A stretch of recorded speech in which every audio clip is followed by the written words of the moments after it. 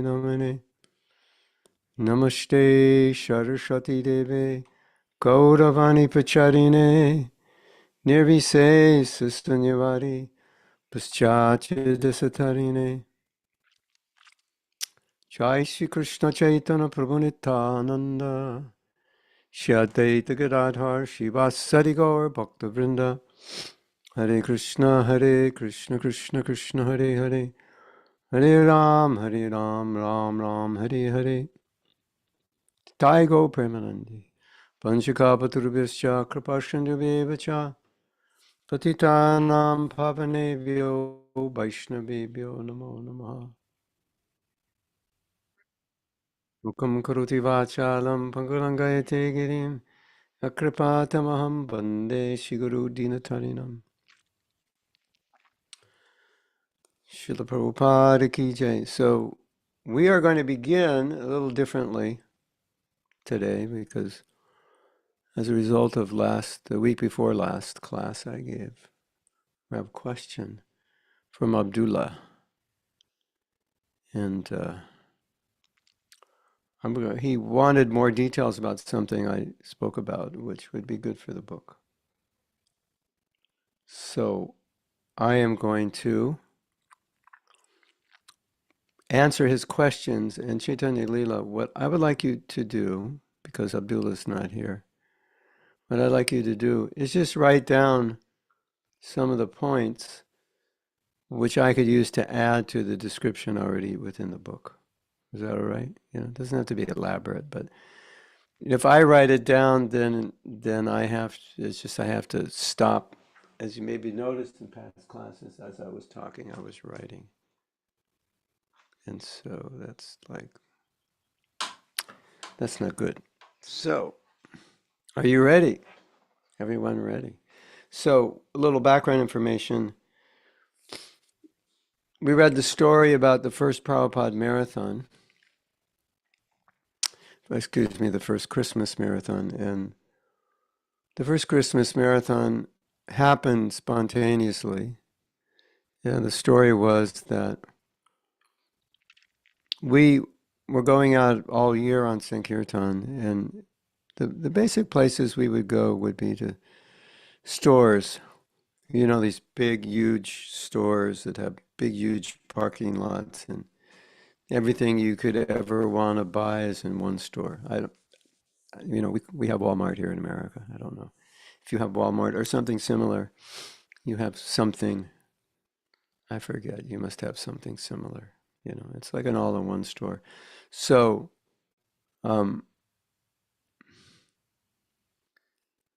maybe you don't have something similar. I don't know. I know in South Africa they do. I'm not sure in England you have. Do you? Have big, like, everything you need in one store, and it's self-contained. It's one huge parking lot, like the size of like 10 base football fields, 20 football fields in one store. Groceries, furniture, computers, electronics, bicycles, shoes, clothes, kitchen appliances, everything. You have those in England? Maybe. I guess you don't.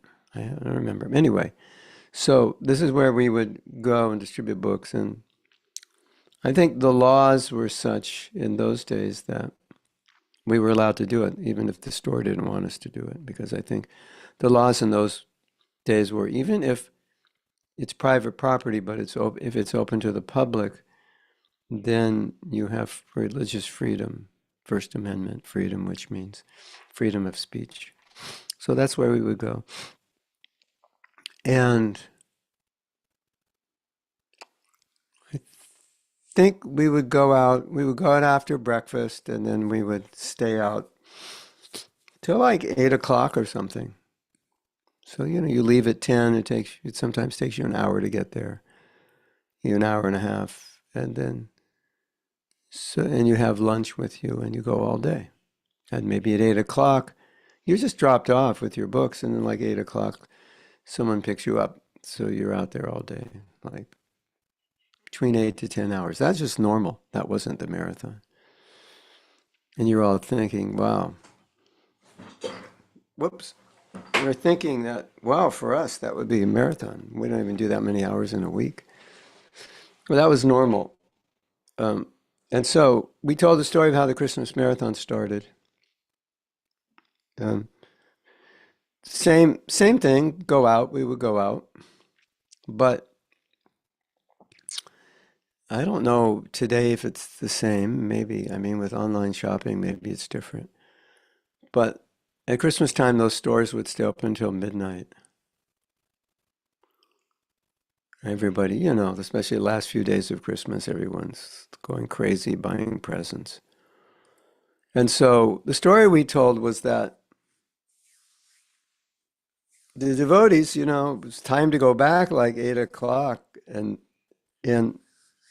because it's Christmas, most people just will at least give a donation if they don't take a book, or they'll take a book and give a donation. So,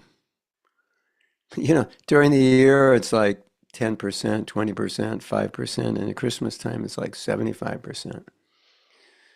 And so, since the store was staying open late, and since we were distributing, I think in an hour, distributing as many books as we distribute in a day during the year.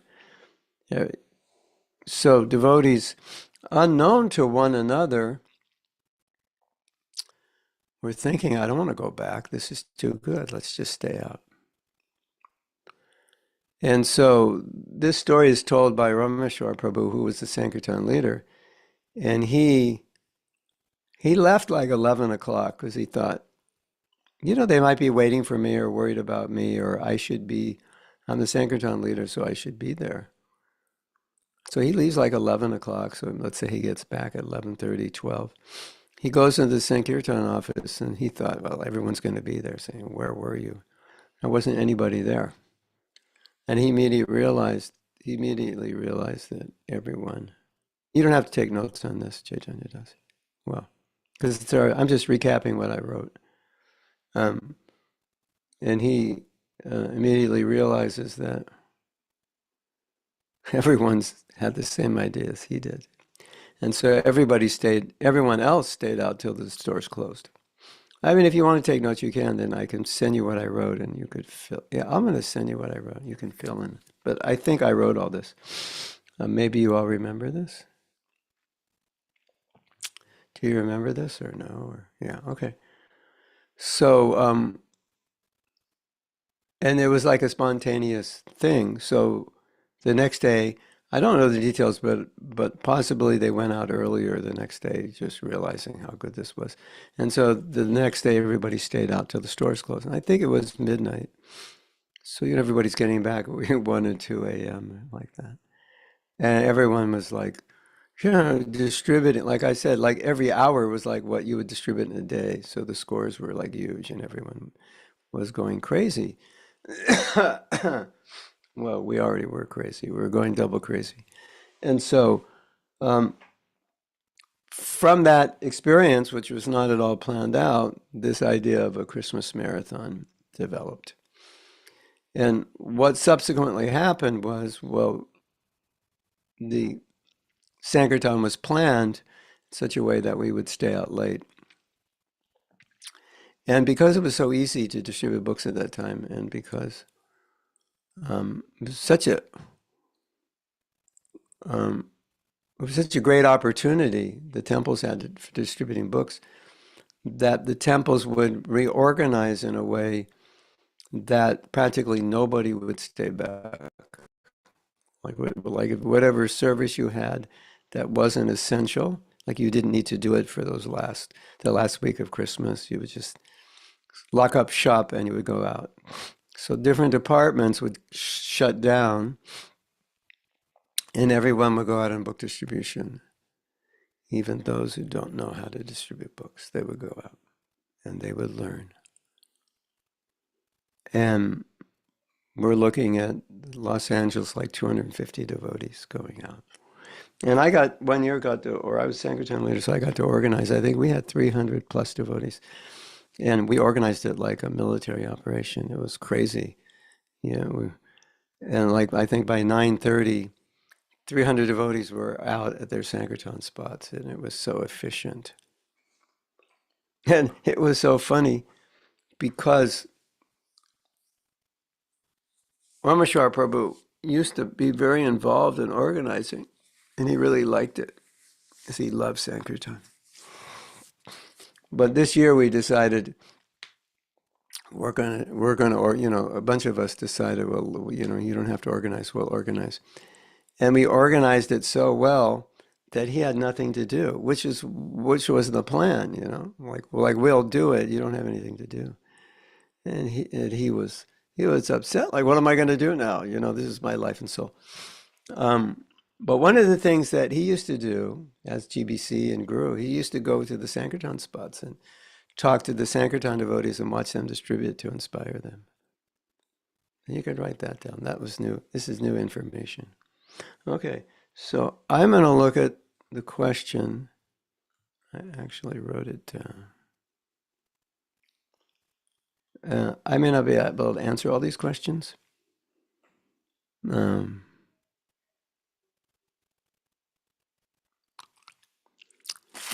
He said, regarding learning from Srila Prabhupada's example series. I didn't know that's what it's called, but that's a nice something. It's a nice something for the book. Subtitle, second subtitle. You could make a note of that. Learning from Srila Prabhupada's example series. Okay, that's what it's called now.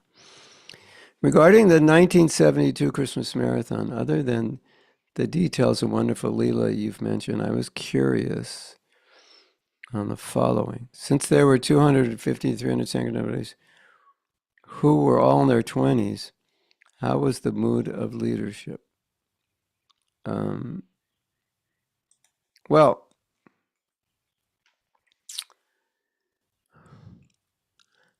I guess you're wondering how we got practically every devotee to go out on Sankirtan. That's a good question. And I guess the question implies, is that possible today? Well,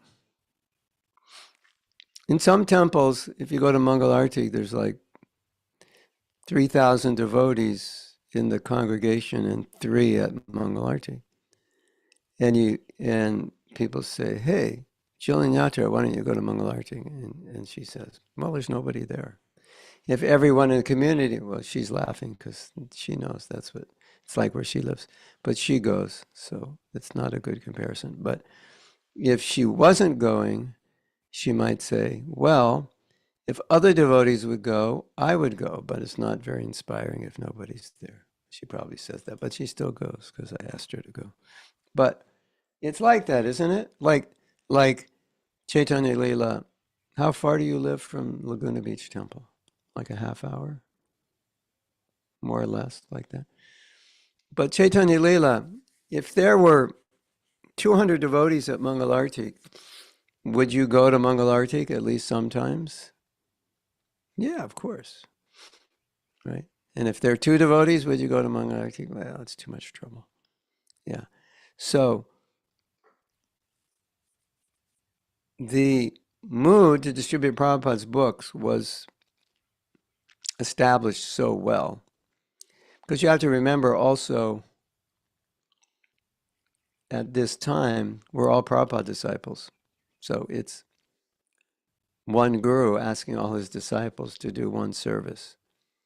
So that was pretty easy, right? So I guess the answer to this question, it just became like the temple established this as a thing. Like, this is the thing. Every year at Christmas, everybody goes out, everything stops.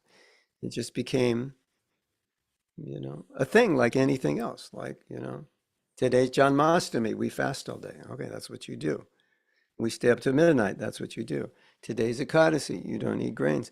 It's the Christmas marathon. This is what you do. That's what it was like, if you could imagine. So now imagine you're in that situation and you're trying to hide in a closet. And go, I don't want to go Sankirtan. I'm afraid of people. I don't like to talk to them. They scare me. Then you would be doing something to support Sankirtan. Like, you would be loading all the vehicles with books. You'd be like 5 a.m. loading vehicles with books.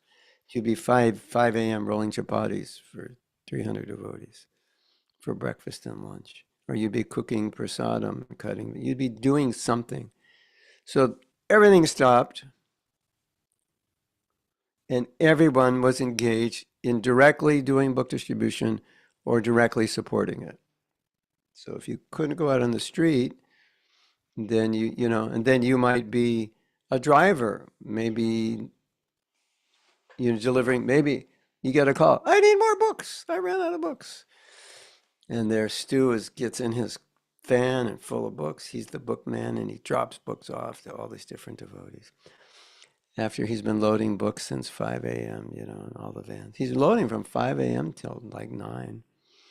Every van is full, ready to go. Bhakti Stu's associate is checking the oil and making sure there's gas in all the vehicles. So it was like the army, basically. Because we gave it such importance, and it was such an opportunity to distribute so many books. So everybody wanted to help. And if you weren't a book distributor, then you do something else. So I think that answers that question. How were teams divided, and how did everyone plan to distribute books? I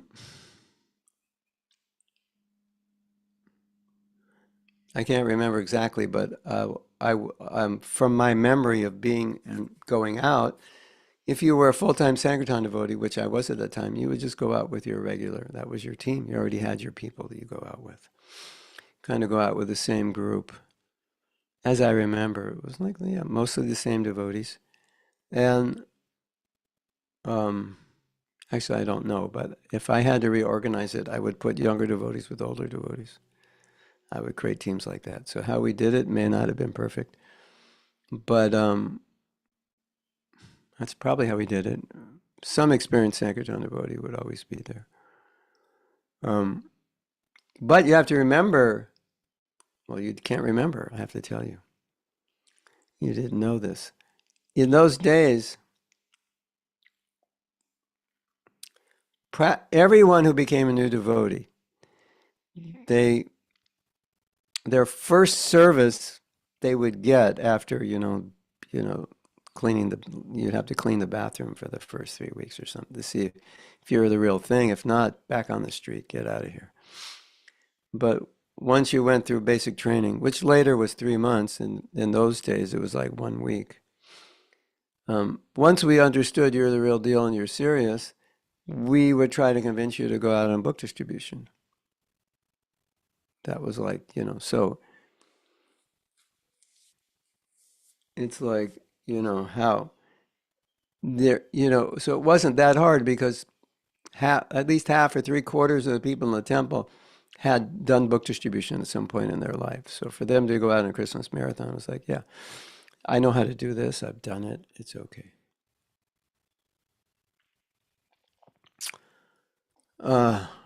Okay. So the Sankirtan leaders would just choose the teams based on whatever they thought was best. And for those who didn't know how to distribute books, we would train them.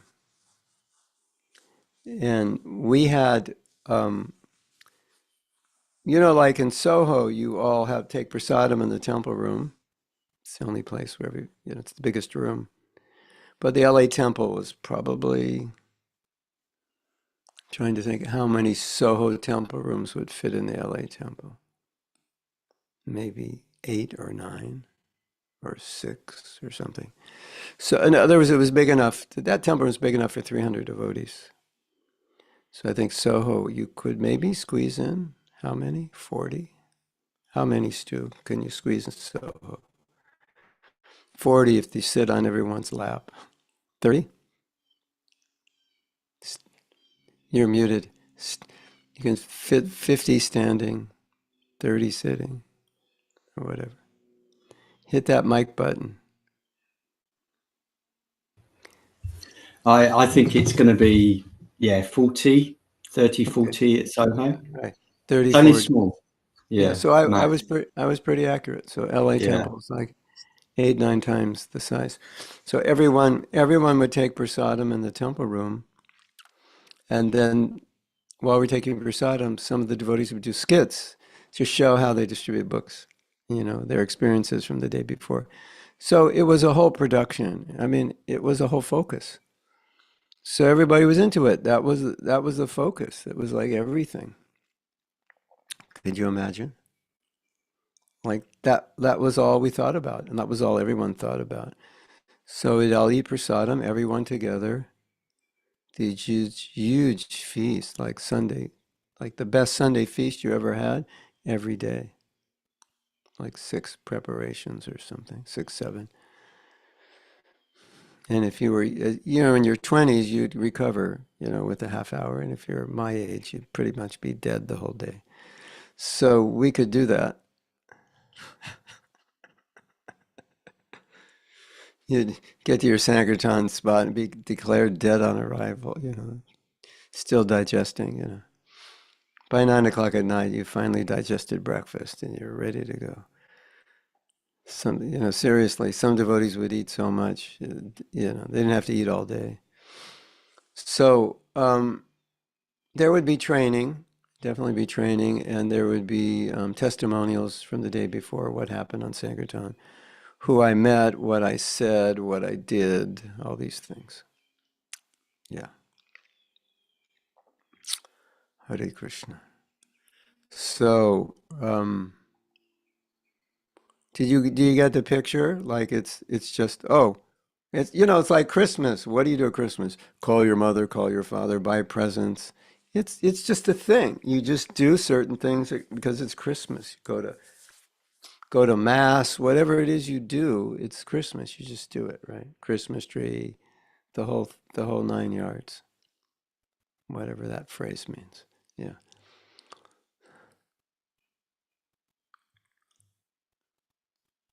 Hare Krishna. Um, yeah. So let's see with that question. How were the teams divided? Did everyone plan to distribute? And how did everyone plan? So as I said, you had so many people who knew how to distribute books, and those who didn't, there would be trainings, and they would go out. I think they would go out with people who knew how to do it. How did they decide which locations? And well, because Sankirtan was so important, we actually had a department that would, I don't know if you can do this in your country, but we have religious freedom in America in such a way that we can get permission in public places even if they don't want us there. No, I'm sorry, you can't distribute books here. No, we have religious freedom, freedom of speech. So on any public property, any government property, federal or state, uh, like where you register your car, we call them Department of Motor Vehicles, or any like historic place that's run by the government, we would go to court and we would legalize these places in court if they didn't let us do it. So that had been going on for years. So and sometimes we would also call these department stores, these stores like Walmart, and say, we're a religious group. We want to distribute religious literature. Can we do it? And so some stores, every store was different. It was just up to the manager. Yeah, sure, come on. And we would distribute books to people leaving, because if someone was upset with us just for saying, "Excuse me, sir," some people, Americans are not like British people. Well, I don't know, maybe this happens in England, but probably less. But in America, if you go up to someone and say, "Excuse me, sir," they could be like, "Get out of here," and complain to the store just because you said that. They don't even know what you are. So we would distribute books to everyone leaving, and if there were no complaints, then the store manager was okay with us. So we had all these spots kind of reserved. The Sankirtan leaders, from going out every day, we knew all the spots. So now we went to all those spots, and I just have to say that after the Christmas marathon in January, book distribution was really difficult. It was like everyone, we go back to those same old spots, and everyone had already seen us at Christmas time because we've been there, to every spot so long. So it was really difficult. Okay. What meals did devotees pack? I can't remember. Oh yeah, I do remember. Ha ha. They packed lead bread. You know what lead bread is? I should explain what lead bread. Um, it doesn't actually have lead in it, but it weighs as much as lead. So I was eating this bread, and Apoorva made this bread. He was in L.A. cooking. He's the famous cook, and he was cooking for the Sankirtan devotees. And he made bread. So this looks like a piece of bread. And I ate the piece of bread, and I was like, an hour later, I felt like I was just in a boxing match, knocked out, on the floor. And everyone who stayed back to help the marathon after they ate the bread, we were all like, looked like a hospital ward of sick people. And, and then Apoorva said, well, actually, each piece of bread is equivalent of 10 chapatis. I'm like, okay, that's what you call lead bread. It's so dense, it's so heavy. And like lead would knock you out, like you're hit on the head with a lead bar. So that's all I remember because it was unusual that you'd have bread that was equal to 10 chapatis. So that's what I remember. LA Temple has the best prasadam still to this day. Well, Soho has some really. Soho and yeah. Have you ever been to Soho or London Temple or Bhaktivedanta Mandir? You guys like to eat over there. You eat in style. It's not just like breakfast is like, it's not like two things.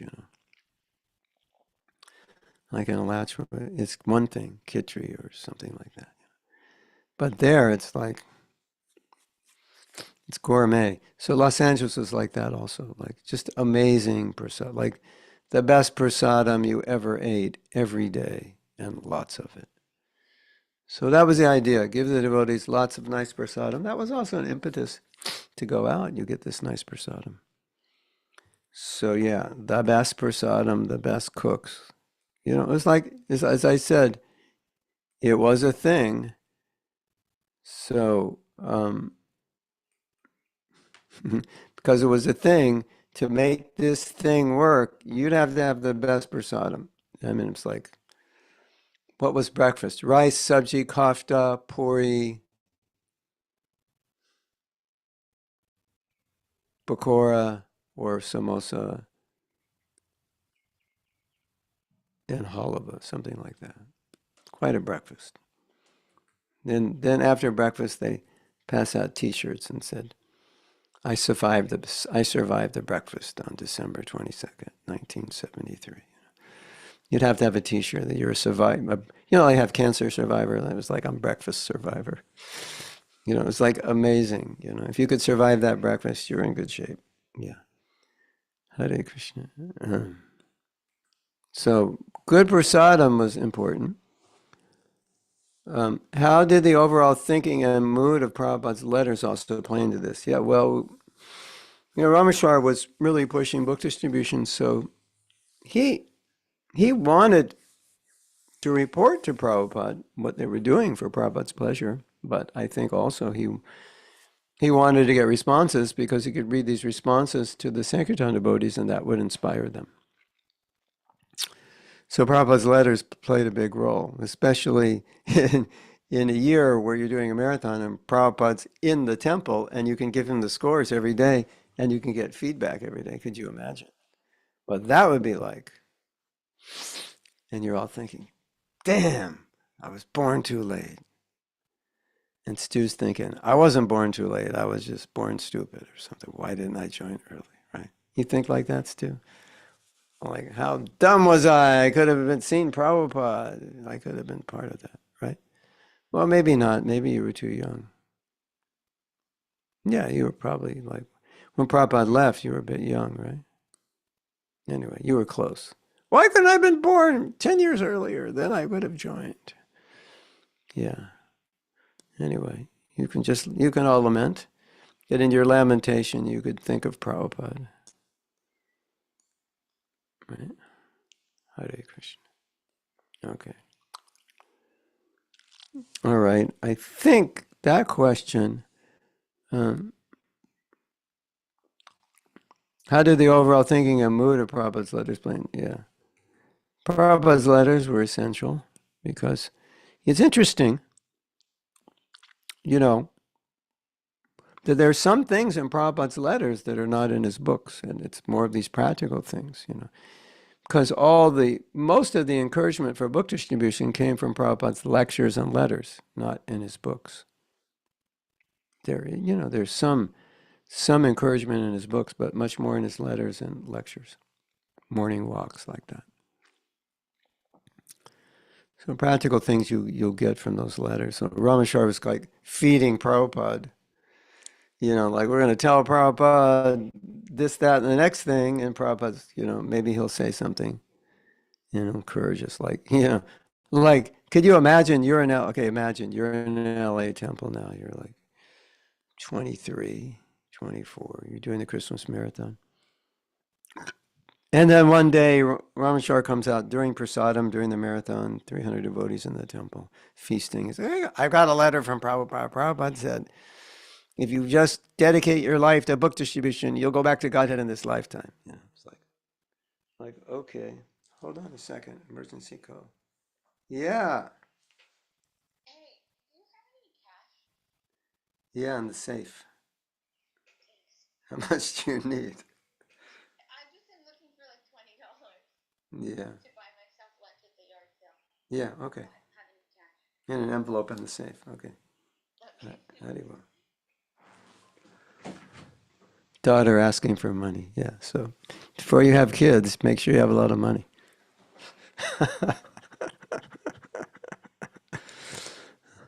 So, what was the last thing I said? Rameshwar Prabhu would Oh yeah. feed Prabhupada. So Prabhupada said, okay, so you get okay, yeah. You're there, you're 23 years old. It looks like all of you are older than 23, so go back. 1973, Los Angeles. Prabhupada's there. You're sitting eating prasadam in the temple. You've been going out on the marathon, for the last week, and it's like amazing, and you're getting all this reciprocation. And then Prabhupada says, if you just dedicate your life to book distribution, you go back to Godhead in this life. Whoa. Hare Krishna. You could imagine that day you heard that letter, your book distribution doubled. And then after the marathon, Prabhupada said, this is amazing. Never before so many books been distributed. And all the devotees are thinking, wow, we've never distributed so many books. This is amazing. And Prabhupada said, now next year, double it. Like, double it? This was like world's record, This was like, we're out, Prabhupada, but we're out 12 hours a day, We ate one meal in the morning and we didn't eat till we came back or something. And all we did 12 hours a day was distribute books. Double it. How do you do that?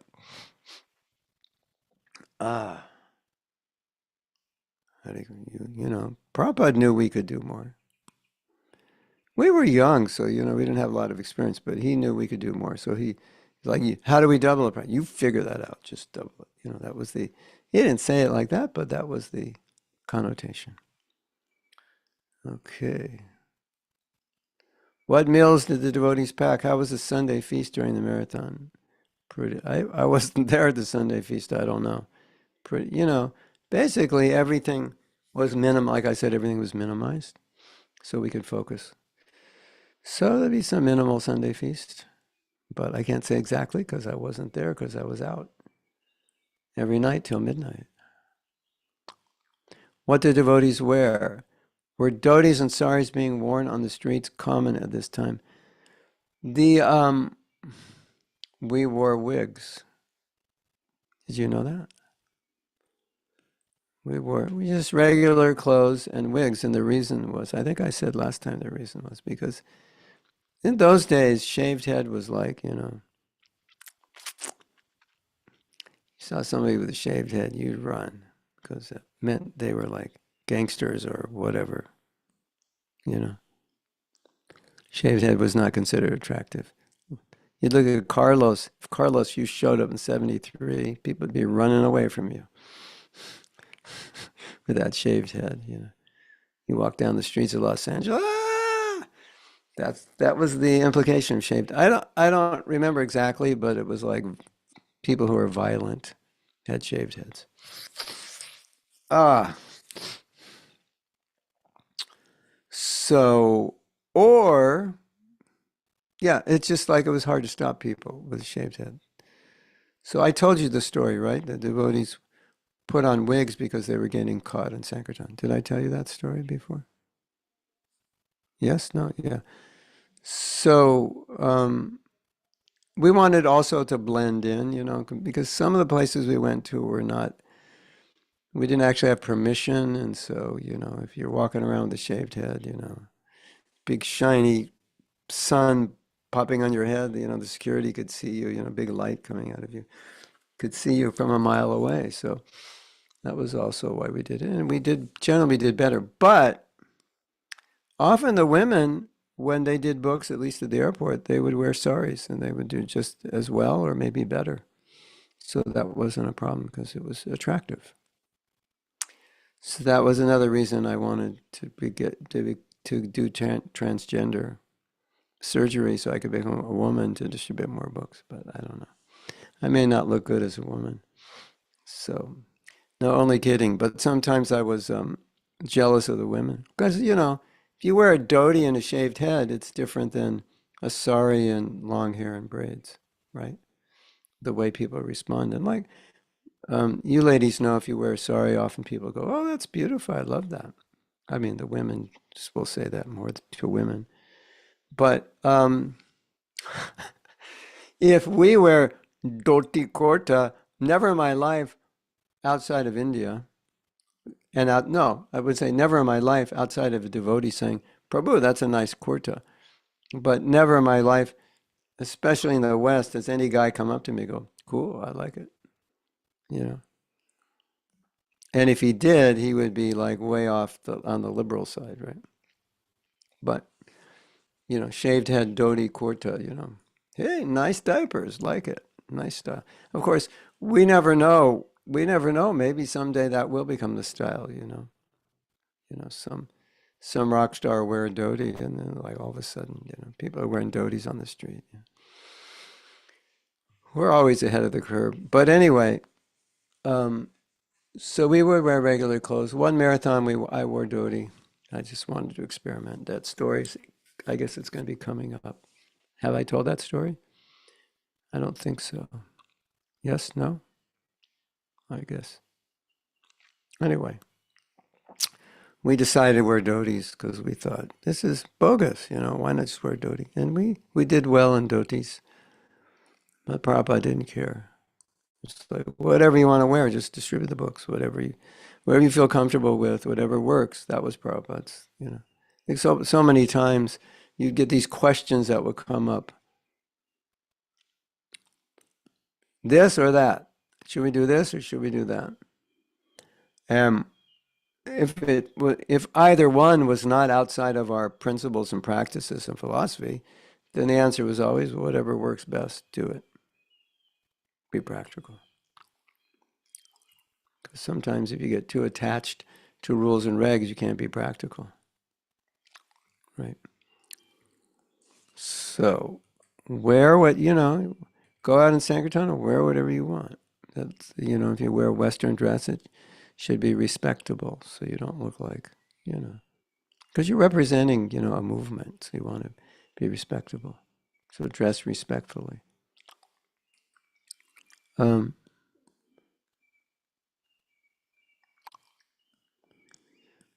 Dhotis and saris, I think it was 1972 when it was less common. And very few men, well, the women would wear saris, very few men wore dhotis on the street.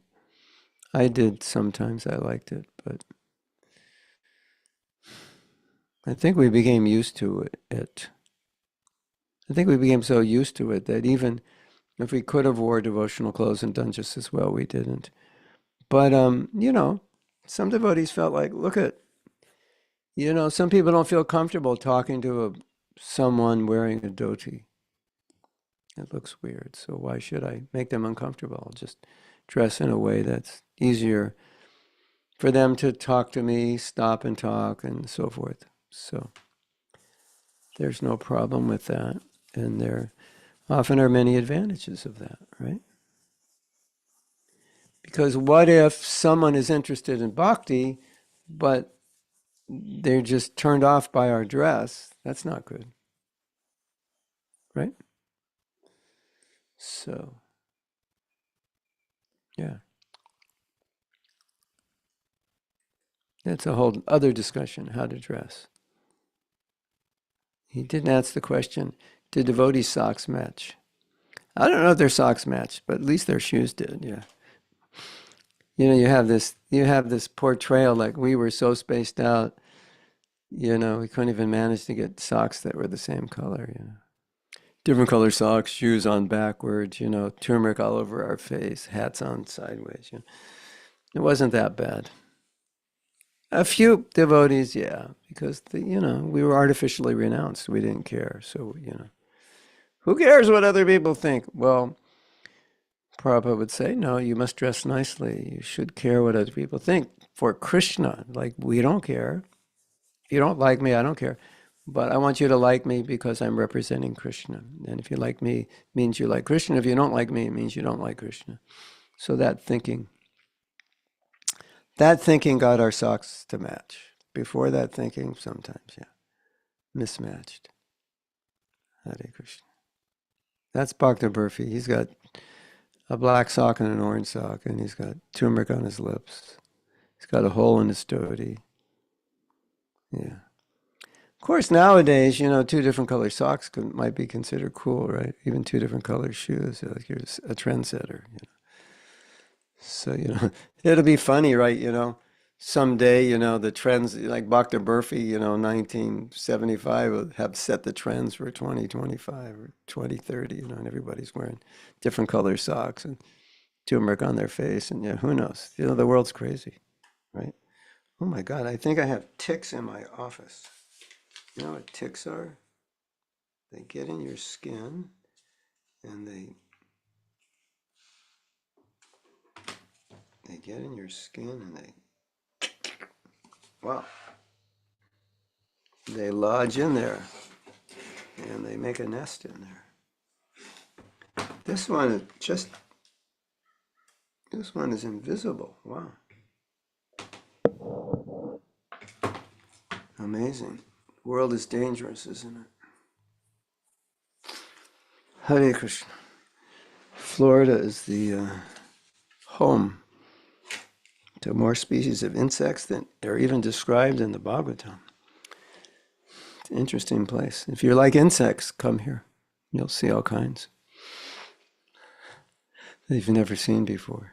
And most of them you'll see when they're on your body. That's where you'll see them. Okay. Hare Krishna.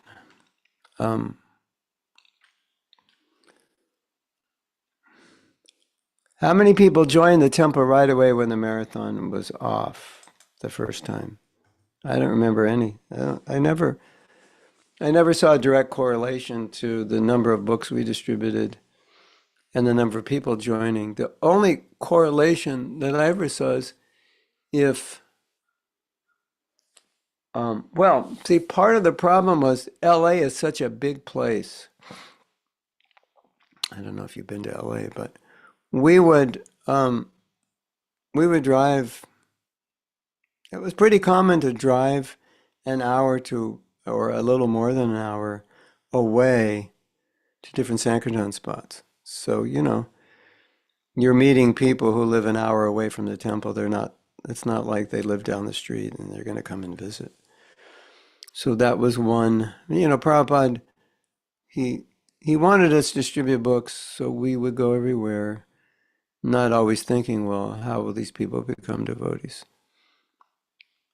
But some people would. But generally, the days in which devotees were made, or one of them was when devotees were doing Sankirtan and they were talking to people, making friends with them, inviting them to the temple, or even in New York City, they would distribute on the streets and they could just walk to the temple from where they're distributing. Why don't you come to the temple with me? Could do something like that, So that's the advantage of, preaching. Like Oxford Street is like Soho is like a half a block. It's like 50 yards from Oxford Street, the busiest street in the world. So if you meet someone on Oxford Street, once you come to the temple, that's easy, right? It's just a few blocks. So that's like ideal. But you also need programs to make devotees. And so, there he is again. I have to capture him. If you don't like insects, the best thing to do is give them a name because they're scary. But once you give them a name, they're not so scary anymore. Right? Like ladies, if you see a mouse and just give it a name. It's just a pet. You know, what's the difference between a hamster and a mouse? They're not much. I guess the hamsters don't bite, right? But you give it a name and then you're fine. Okay. You're now liberated.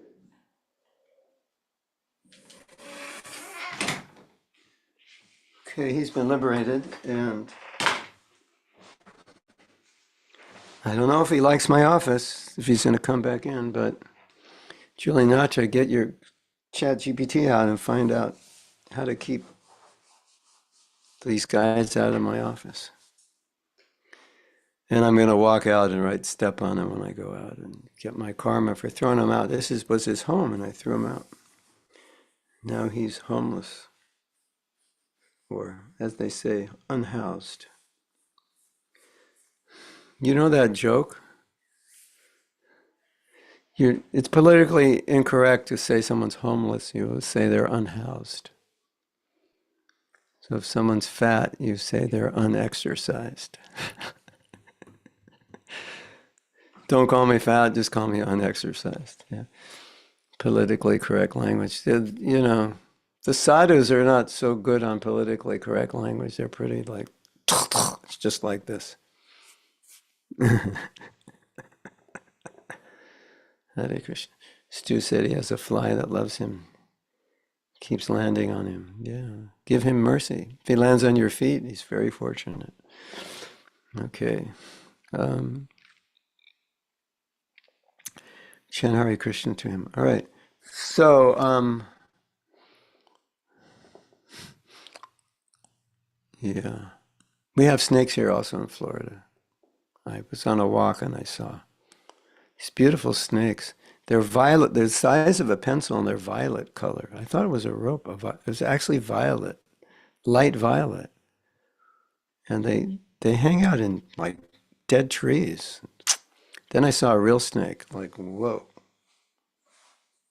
And so I was like, I don't want to walk by him because he looks like he's got his head up. He looks like he's ready for business. So I said, Krishna, I don't want to walk back all the way I came, because I'm only 10 minutes from my car. If I go the other way, it's like 40 minutes. So I said, Krishna, could you? I was doing the Thakur Haridas, everybody wanted. Thakur Haridas had a snake in his cave, and everyone was like, I like to see you, but this snake, it's like, it scares me. And the snake got the message and he left. So I said, Krishna, I don't want to walk back all that way. I wasn't well, tired. And so I just sat there. I said, well, he inspired that snake, Thakur Haridas. And like 3 minutes later, the snake just walked across the road and disappeared in the grass. Like, okay. There is a God. It's been proven now scientifically that God exists even in the heart of the snake. Hare Krishna. Yes? That's proof. Put that on your PhD, When you argue with an atheist, you go, no, I have proof that God exists. He moves snakes out of the path when I'm walking. You just pray to him. Yeah. So,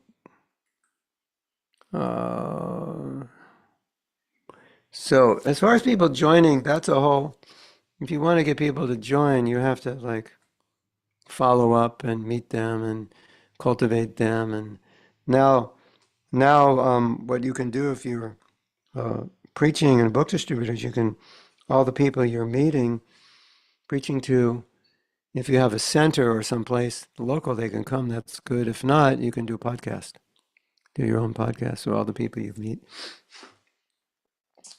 Excuse me. I need a tissue, but looks like my tissues walked away. You ever have things that walk away? You leave them somewhere and then they walk away. Yeah. I think it walked away into the trash can, but I don't really. Oh, there they are.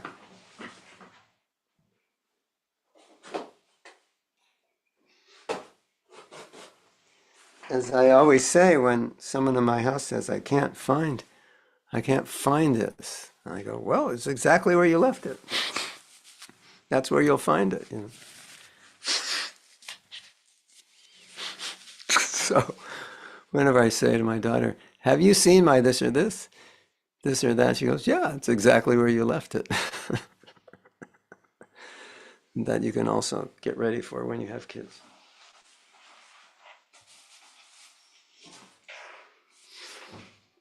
It's so much fun.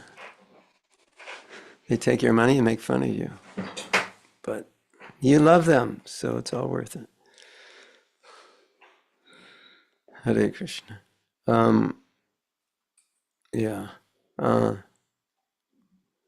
Yeah. So I was just talking with some devotees, one of Tulsi Ananda yesterday, and she and her husband Gopi Jivana may want to do traveling Sankirtan and go to places where there's no temples. So Kalakanta Prabhu was saying, well, then, just do follow-up by creating your own podcast. I thought, yeah, well, that's a great idea.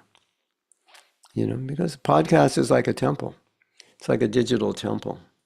So that also works. So that's inciting, maybe. And then I just saw something online, which is really cool. And I believe it's with a devotee from England named Naveen Krishna. And it's questions that students are asking him. And it's like a podcast, but it's got students around. And they're asking all these questions, and they're really good questions. And he's got a lot of them. And I thought, wow, that's really nice. Have a little like debate type thing. That's always interesting, debate, controversy.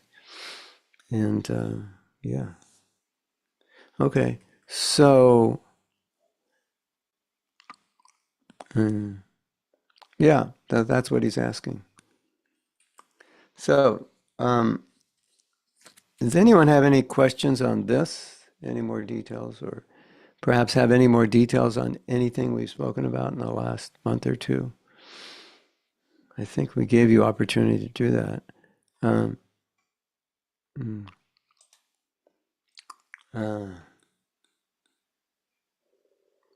Oh yeah. Hare Krishna.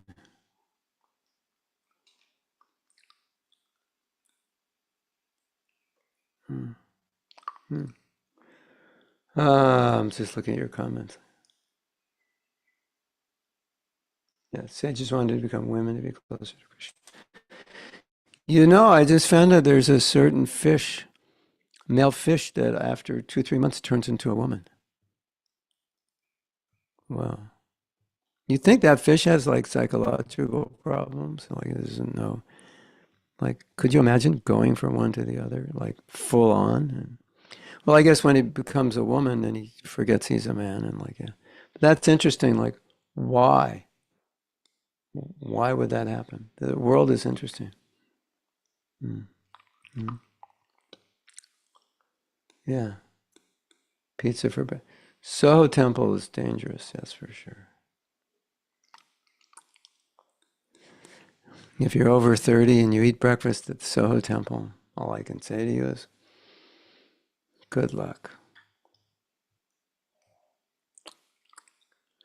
Hare Krishna. But devotees love prasadam.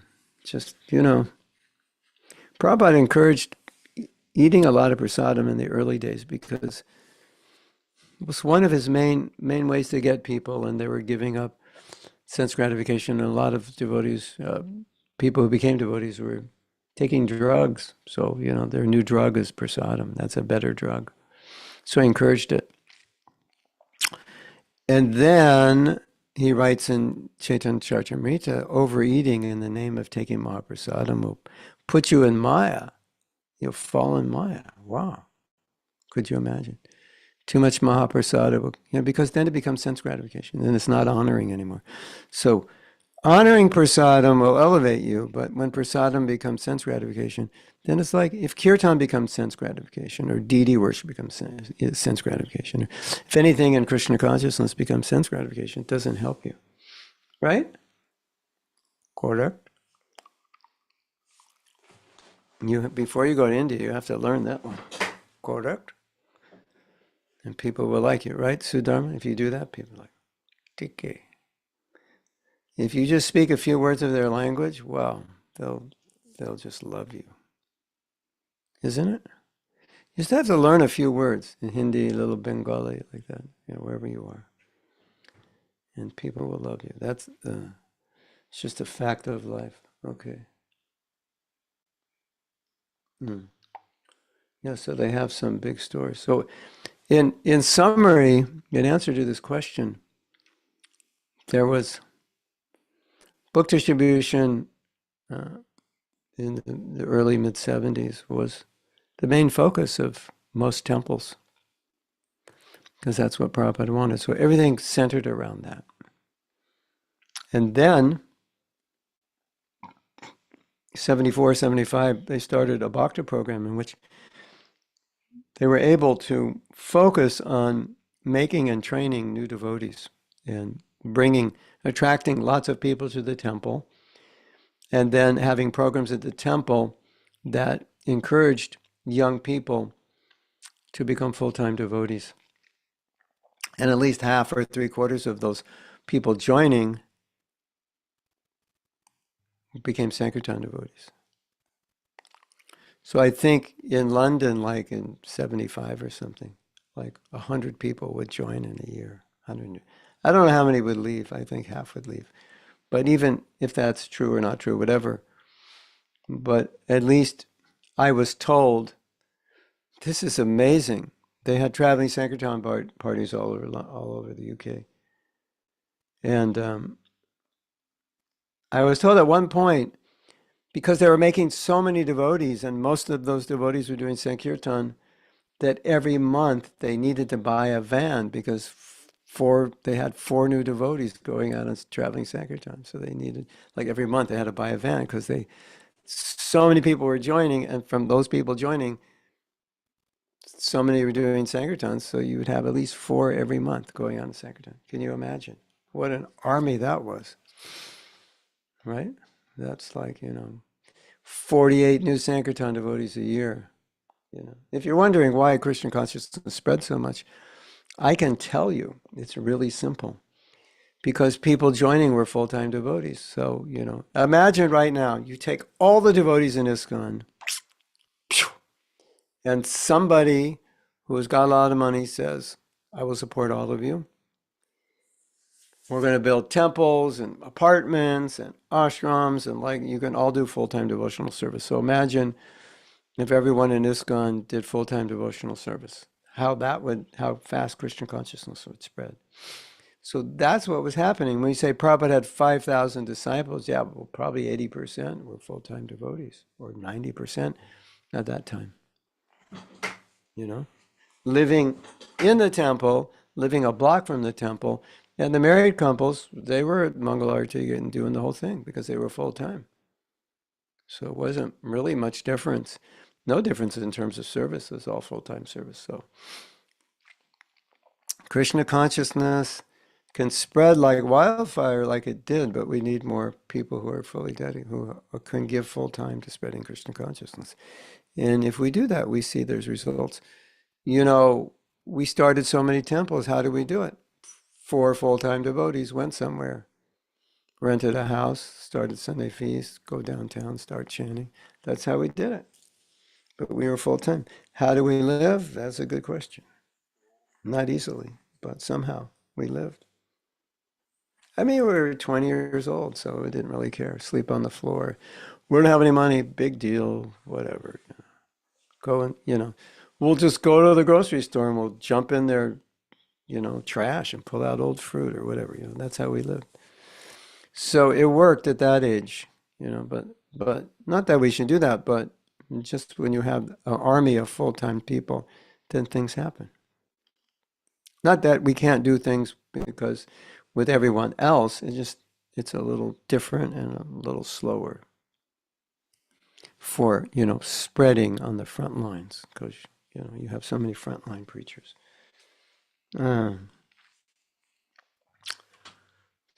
So Stu says he's feeding millions of beings in his cultures in his gut. And I always say, my, my little joke here is, we have forest all over here.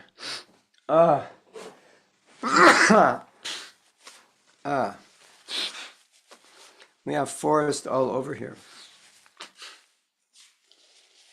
So sometimes if you go out in the evening, the mosquitoes are waiting for you. So my little joke is to when I go out for a walk in the evening, it's like, where are you going? I'm going on Food for Life. I'm going to feed the mosquitoes. Because our blood is prasadam, so we're doing Food for Life for the mosquitoes. That devotees are merciful. Feed the mosquitoes. Let them bite you. Come on.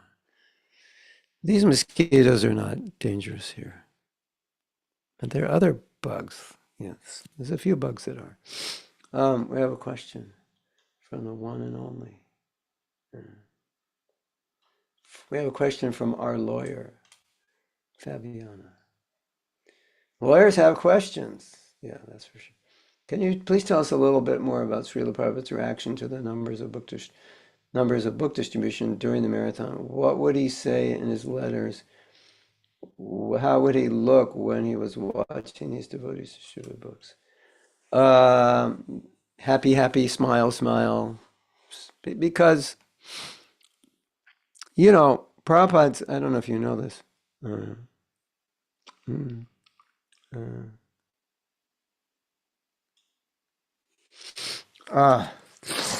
Did the cockroaches get liberated? They did get liberated, but I'm not sure. Well, the cockroaches that live in my office, will answer our first question in a second, are hearing classes 3 times a week. So, I think they're liberated. And a lot of them, take birth in my office and go back to Godhead. How long does a cockroach live? Does anybody know? A couple of weeks? A long time. No. They live a long time. So they've heard a lot of classes. So certainly they're liberated. Who knows? It's a whole new program. We haven't killed any, but we have some essential oils they don't like. That I don't know if they suck on those essential oils and it kills them. No, maybe it's hard. It could, Anyway, we're trying to avoid killing them. We're just trying to make it uninhabitable for them so they can move outside. Anyway, so your question was, yeah. So anything done with book distribution would make Prabhupada so happy. But Prabhupada never played this role of, well, it's all about the numbers. Because if he played the role that it's all about the numbers, then if Fabiana, you could only distribute 5 Bhagavad Gitas in 10 hours, and I could distribute, or Carlos could distribute 50, you'd feel like I'm useless.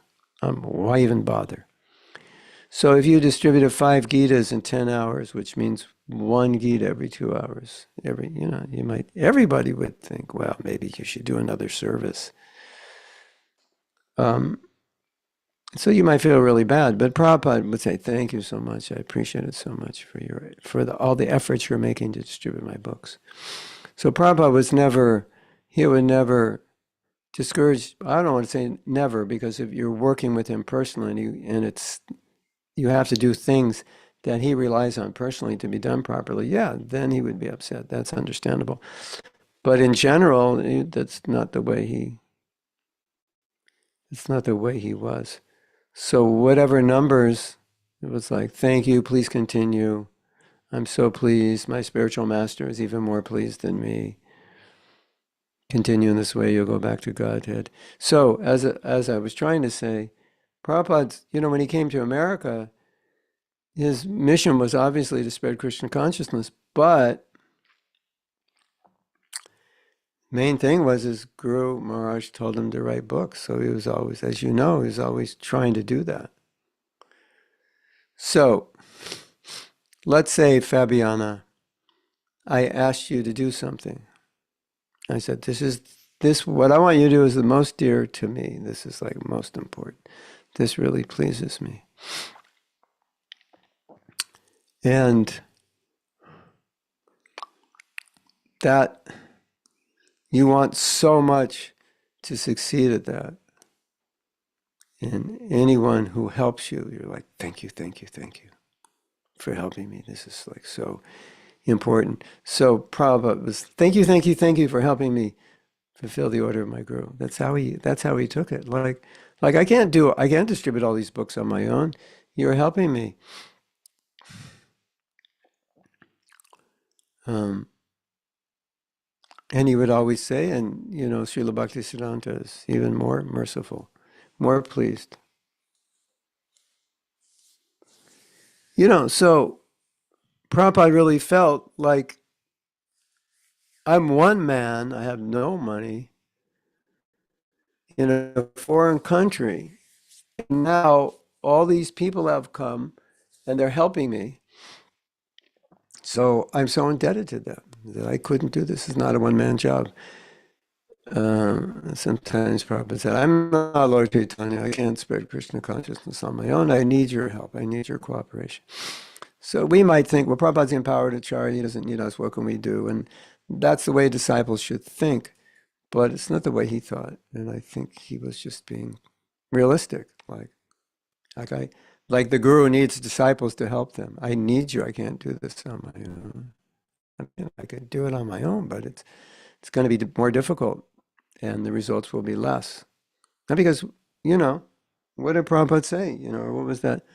Struggling alone in India. You read about Prabhupada in India. It was just a struggle, wasn't it? He was distributing he was publishing, getting the money, barely could collect money to print the next volume, going out, distributing it, trying, going on the street, selling back to Godhead. So he was alone in the forest, so to speak. So I really appreciated everything his disciples did. He was so happy. So, he used to say the book, when I read the book Scores, it gives me life.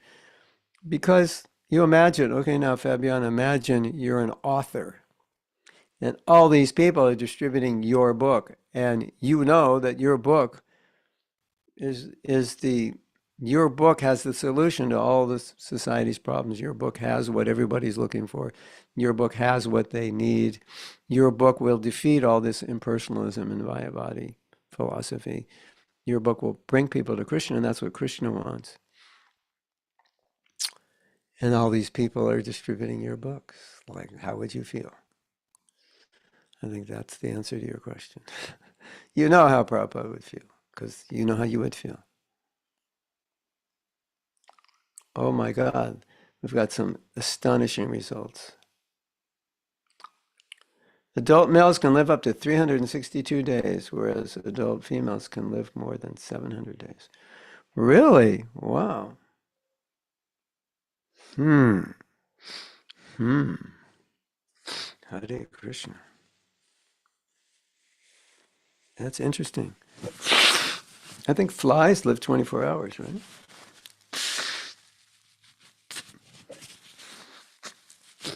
You ever see that little YouTube video? It's like 1960 and a brother and sister are playing. And one of them has a question. And they go, well, ask mommy, ask daddy. And then it goes to like 2020 or whatever the year was. And it's the same question. And then the other one goes, well, just Google it. So, Maybe it comes to the point, ask God. You don't have to ask God, you can ask Google. Sometimes Google is wrong. Anyway, Google is not an authority, but we take it like an authority, right? What percentage of the time is Google wrong? Does anybody know? 20%. I wrote a book and I got all these facts and figures off Google, and then Chaitanya Dasi looks at it and she checked the facts and figures. They go, that's not correct. So I guess Google got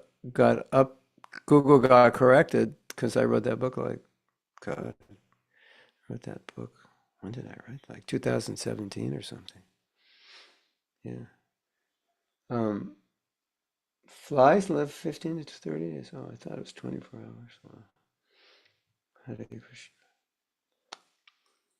We're getting diverted now. The lifespan of flies and cockroaches. But Prabhupada said, whatever the lifespan, it's 100 years. It's equivalent, like, 2 years for a cockroach is 100 years. 15 days for a fly is 100. Their time perception is equal. So if you ever wonder how, Brahma can live his one day, it's like, can't even imagine how long his day is, night, millennium.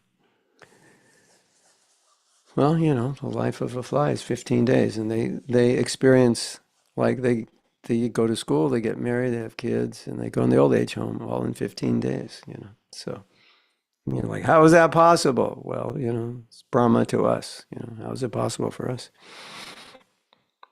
Brahma blinks his eye, and it's like 1,000 years. Stories that you go to Brahmaloka to see Brahma and you got to wait for like 5 minutes, and that 5 minutes was like 5 million years on Earth, and you go back and it's like another yuga.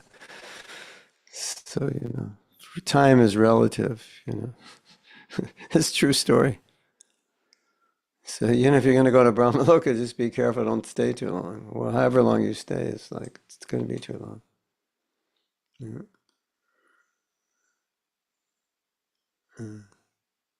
Yeah. So, should we read something from my books? Or you have more comments? We have 15 minutes left. I have to bring it up.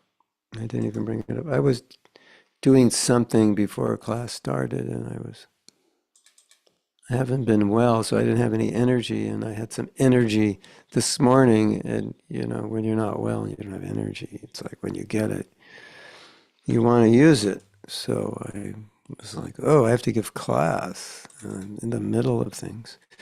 So I didn't even bring the document up. Now, I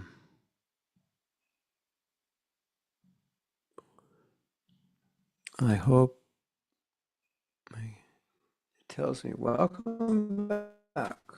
Okay.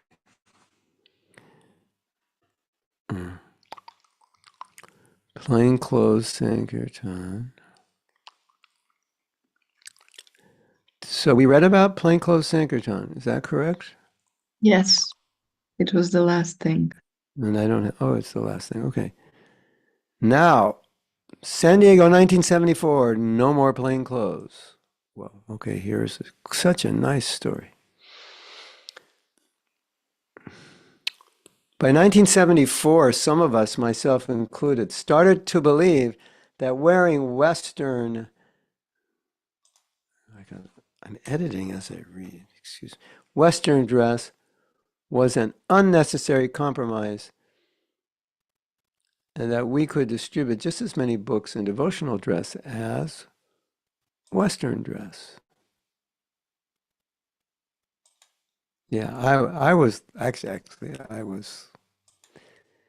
I was thinking this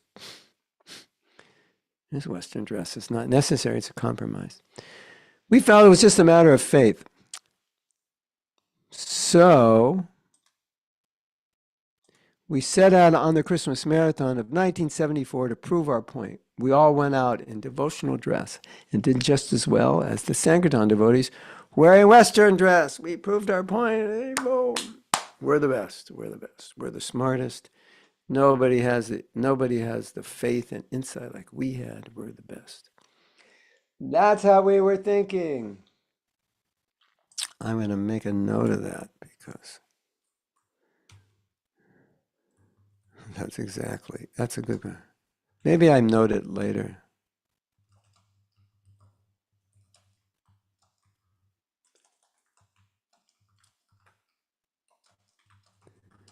We did it. We proved our point. You ever feel that way?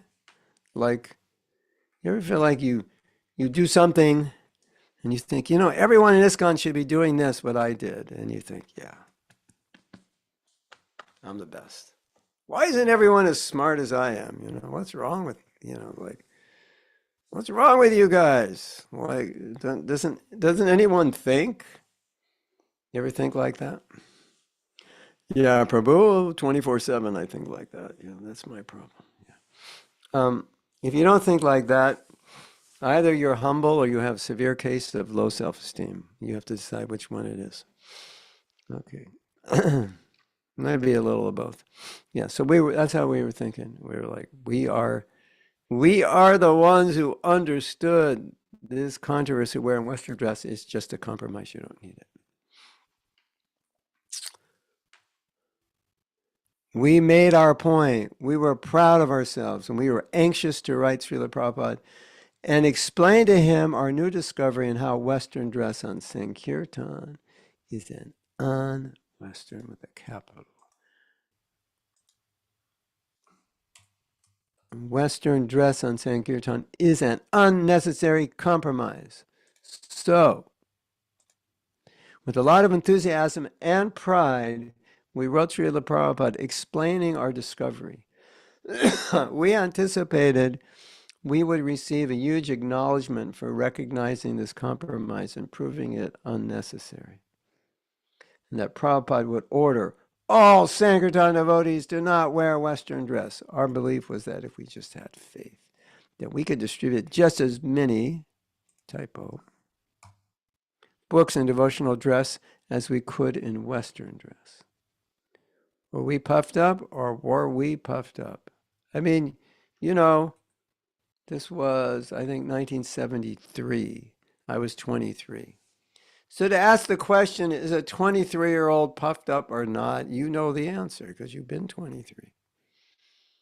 The younger starting at 16, you'd start way puffed. And then, by the time you're 70, 80, your body's breaking down. There's nothing in you, it's like, there's nothing to be, there's no puff left in you to be puffed. You got nothing to be, look at you. You're just falling apart, But, at early age, you do something good. It's like, yeah, I'm the best thing that God sent to the earth. So that's how we felt. We got neither congratulations from Prabhupada nor a restructuring of Sankirtan. That's a weird sentence. Nor an order. I have to rewrite that.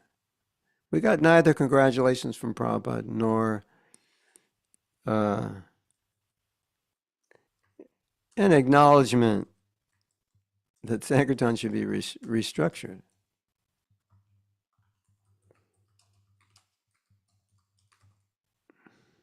Sorry for the delay here.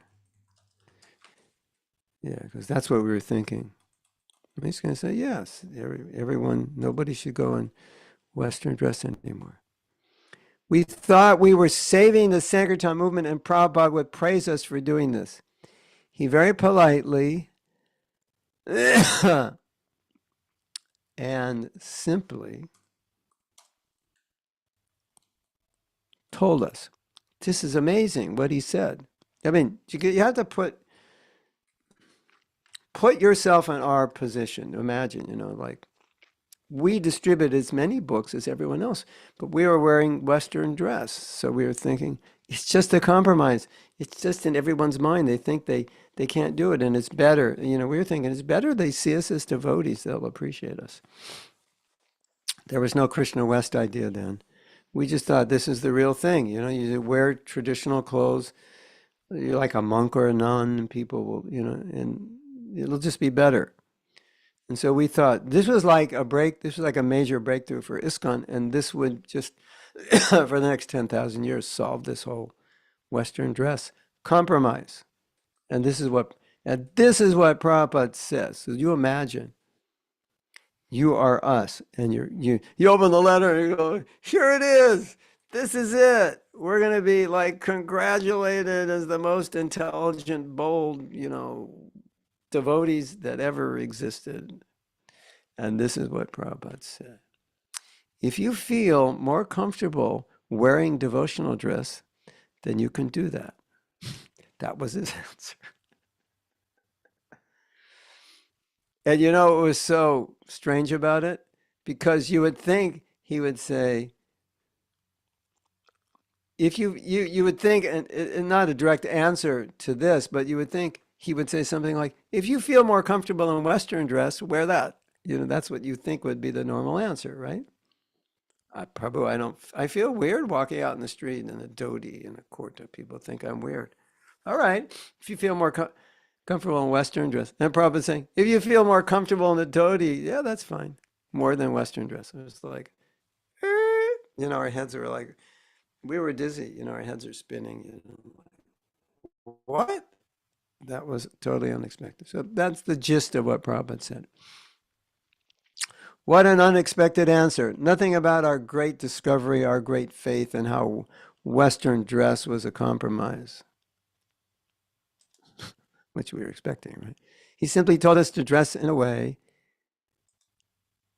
that we are comfortable. He simply told us to dress in a way that we are comfortable. Does that make sense? I want to say in which we are comfortable. Grammarly doesn't like that. In which we are comfortable. I guess too many words they don't like. Dress in a way in which normally you would have expected him to at least say that if devotees feel more comfortable wearing Western dress, it is fine. Since many devotees feel a little awkward, yeah, we discussed that, wearing devotional dress in public. Did Prabhupada know we wanted praise? Yes. Did he know we wanted to be thought of as great reformers? Yes. Did he recognize us for those things? No. Did he politely set us straight? Yes. This letter can help us resolve some of the discussions today about Western versus traditional dress. Prabhupada made it simple. Dress in a way that you are most comfortable. Of course, there is the Bengali saying, eat to please yourself and dress to please others.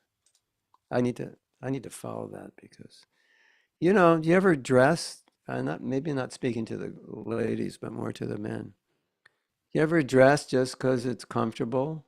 Like your old comfortable jeans that should have been like discarded in 1972, but you still have them. And when women look at them, they think, where was this guy born, in a trash can or what? And your t-shirt, your favorite t-shirt that's got like spots you can't get off. But you just feel good in that, right? You ever dress like that? Guys? Well, I know the answer is yes. Girls don't do that generally, unless they're tomboys or something. So for all you guys who dress that way, remember this Bengali saying that you're not dressing for yourself. I mean, if you're just at home, whatever, and your wife can tolerate it. My wife, she said, you can wear this at home, but not you. When you go out, you can't wear this. I'm not going to be near you if you wear that. It's too embarrassing like that. So, okay. So, us guys, if we buy clothes on our own, we have to bring them home and get approval. Is this approved for my wearing? So that's okay because Shastra says you should. Well, it's a Bengali thing. You're not dressing just because you like it. You're dressing because other people are look. You're not look. You don't carry a mirror around and look at yourself. You're dressing because other people have to look at you. So eat, but eating it's just for you. You're not eating to please other people. Well, sometimes when you at someone's house, you please them by eating, but generally, you're eating because This is what you like to eat, but you can't always dress the way you like to dress because you have to consider if other people like it. So when someone says to you, Stu, you look good in green, then you're like, yeah, I'm wearing green, you know. If someone says to Stu, you look really bad in green, and that Stu's going to give that T-shirt away, you know. So you have to be conscious, you know. That's this for guys. Girls already were born, you know, in the womb knowing this, yeah. Right? If if it's cold out and you offer a woman a jacket, if she doesn't like it, she'll go, I wouldn't be caught dead wearing that jacket. I'd rather be cold, right? Isn't it? Sometimes, yeah. Guys would never, give me that jacket, I'm freezing. You know, they don't care.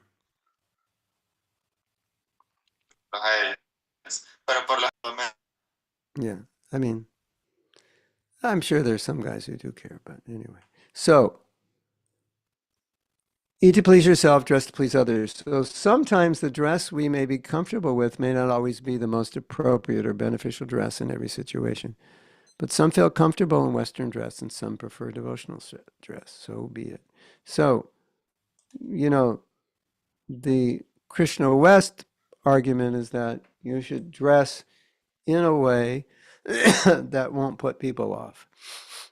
That doesn't make people feel uncomfortable or hard to get close to you. Hare Krishna. Ah, Gauranga, Nityananda. Hare Krishna. Yeah. So anyone have questions on that? Yeah, maybe you do.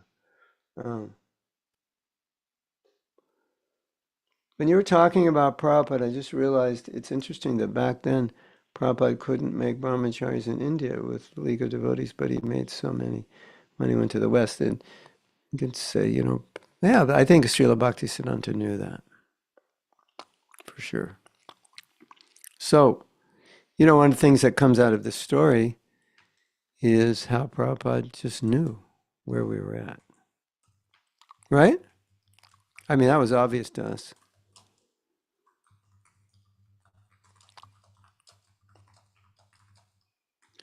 What else can I say about this story? You know, I think the controversy about Western was still, you know, was still alive because I think a lot of us felt that it was a compromise. We were really into devotion. Like, if you could go out in devotional dress, you were like the real deal. That's how we felt. Does that make sense? Like, you know, in those days, it was like, if you're a real devotee, you know, there's like, you know, whatever we do, wherever we go, we're like, Prabhu, I'm going to the store to get some milk, you know, and I go in the bathroom and wipe off my tilak, whip off my dhoti and kurta, you know, put on some jeans and a t-shirt, you know, yeah, you know, it's like, Prabhu, what's up with that? You know, I don't feel proper, you know, wearing these clothes. People laugh at me or whatever. They think I'm weird.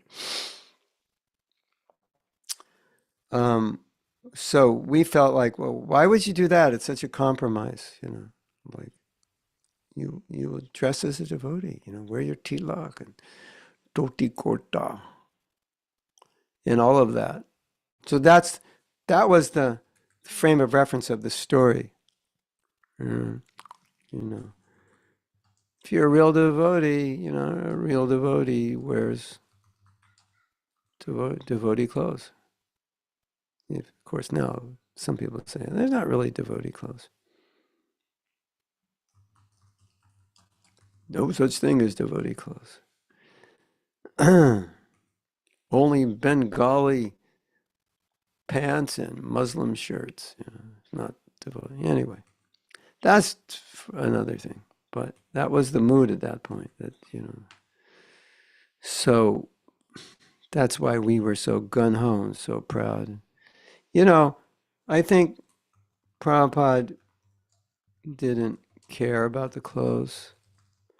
At least he didn't care about controversy, care about like fueling controversy. That was not his nature. Today, like we like to get into controversy. Prabhupada wasn't like that. I think he just didn't. You know what the thing? Okay, here's the real thing. Now that I got it, I'm just writing down what I'm saying. The real thing is that Prabhupada didn't want to disturb book distribution by, doubts in people's minds. So, because whatever Prabhupada said, we would tell all of this go. Right? Prabhupada just said, you're all bogus. You're wearing dhoti and sari and you're bogus. And Prabhupada knew that, because the letters get distributed. This would be like a break. Oh, you don't have to wear, Western dress anymore. Prabhupada said it's bogus. So Prabhupada was really sensitive not to disrupt the flow and energy of book distribution. So he didn't want to ever discourage book distribution. And therefore he didn't want to ever discourage book distributors. So if you were like in Western dress and, you're going out to an airport and you're doing really well, and then you get this letter, Prabhupada said, forget the Western dress, wear dhoti. Then you go to the airport and you're like doing 1/3 of the books. And then everyone's going to say, why did Prabhupada say that? And I say, because Mahatma Das wrote a letter to Prabhupada, that's why. And everyone's going to like come to my house like, can I kill you? You've just killed book distribution. So Prabhupada, he understood that. So he was like, he never said anything and that would disrupt book distributors. And if somebody said it, he would like, and if someone said something that was going to reduce book distribution, he was very careful, to restate it in a way and clarify it in a way that we would be enthusiastic. Yeah, good. That's an important point. So, you never want to discourage anyone who's distributing books. Well, we've distributed so many books. What's the point? Nobody reads them anyway. That's not. There may be truth to that, and we may find better ways to distribute books so people will read them. We can write new books so people will be more interested. We can do follow-up. All these things they're valid points. That's for sure. We can have nicer covers and better introductions and better websites and follow-up. There's no question. But to say such things to people who are distributing books, like Prabhupada would never say such things. He would say the opposite. They read one word, their life will be changed. Well, that's a lot different than what's the use? Because it can seem like what's the use? How many books have we distributed? How many millions of books have we distributed? It seems like there's no result. Prabhupada said there's a result. Prabhupada said there's such a result that it stopped World War III. Hare Krishna. That's quite a result, don't you think? Prabhupada, what about World War III? You said there would be. Your Sankirtan has stopped it. You've purified the atmosphere. Whoa. I find this so interesting. I mean, it's like, how do you prove this to be true? Well, you can prove it because Prabhupada said it. So we accept it, Prabhupada said it. If we accept this to be true, that Sankirtan has purified the world and prevented World War III, well, if you don't want World War III, you know how to prevent it. But what I think is so significant about this, if you look at the world map, it seems like, well, the Hare Krishna movement, well, we haven't even made a dent in the world. Like, what have we really dented? But when you look under the hood, we've dented a lot. It's just not obvious. And that's probably the biggest dent, or one of the biggest dents. Maybe it's not. Yeah, I mean, we wouldn't be here if we didn't make that dent. World War III is like, boom. Korea sends a missile, boom, to Washington, D.C., boom, 2 million people dead. And then United States responds with 80 missiles, boom, there is no North Korea. It's gone. It's off the map. And then of course, South Korea and all the neighboring countries get the radioactive fallout, all the radioactive fallout around Washington, New York, Pennsylvania. All these. It's like Hare Krishna. So, if it is a fact that the Krishna conscious movement has stopped World War III, then, whoa, we do have influence, don't we? Way beyond what we've thought. Anyway, Prabhupada said that, so it's something to think about. But the point of saying that is that Prabhupada, he always encouraged book distributors. He said so many things to encourage them. So maybe that answers Fabiana's question a little more. He'd always say things to encourage them. And if you're going to do a service, you have to be inspired to do it, right? Otherwise, how can you do it if, so Prabhupada would say so many things to inspire us that this service is like really special and amazing. Ah.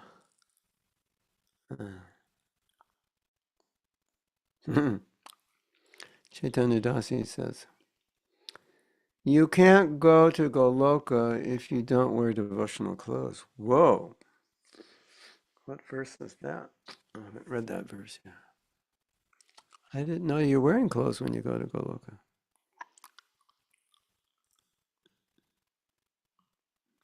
You'll get your clothes in Goloka. You'll get your devotional clothes. You'll get your suitable clothes. Depends if you're a man or a woman or mother, father, friend. You'll get your suitable clothes. Yeah.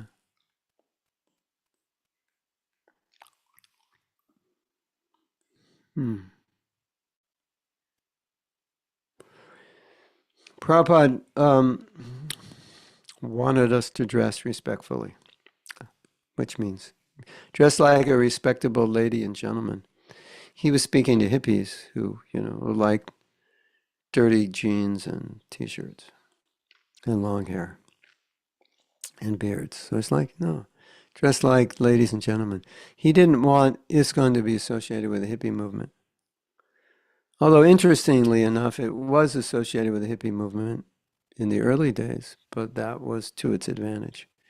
But when, Prabhupada wanted to go more mainstream, then he felt it a disadvantage. So we were, did you know the Hare Krishna movement was really an integral part of the hippie scene? Did you know that?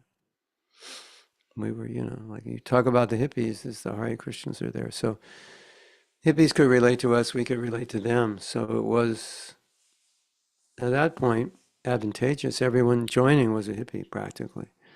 So it was advantageous to our preaching.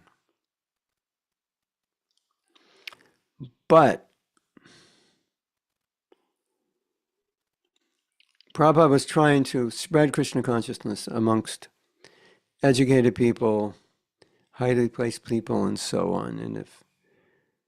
And in India, they made a movie, Hare Rama, Hare Krishna. And that movie portrayed the devotees are all hippies taking drugs and so forth. Did you know that? It was a super popular movie in the 70s. Hare Rama, Hare Krishna. That's why in those days we go, people see us, they go, oh, Hare Rama, Hare Krishna. It's from that movie. And I think the theme song was like, chant Hare Krishna and smoke marijuana, something like that. So, that was like, Prabhupada did not want that at all. to be the way people perceive us. So dress respectfully, and men, dress to please others, especially your wife. If she's happy the way you dress, you must be looking good.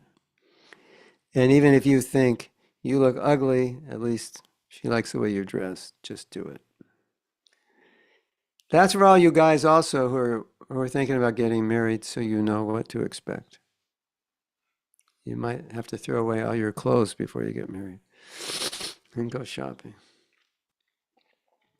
I read an article that said women tolerate for the first 6 months, they tolerate, and after 6 months they tell their husband or boyfriend, like, you gotta get your act together. And you know what's really funny is I get if you go in my closet, I can show you, like, there's like 15% I bought, and the rest was given to me. People like to give me things, and they like to give me clothes.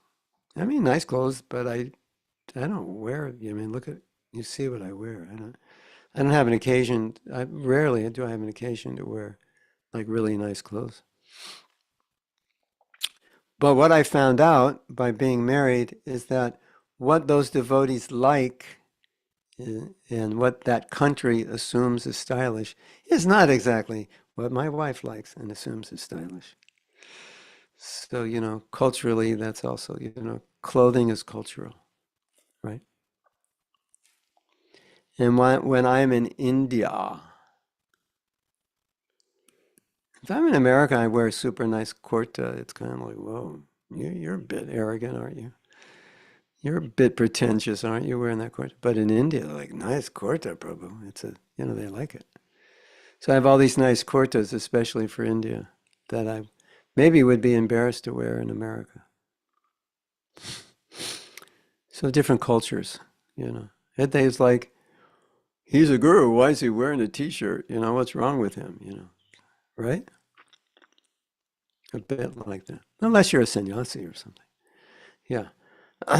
So, anyway, Prabhupada said first dress, then address.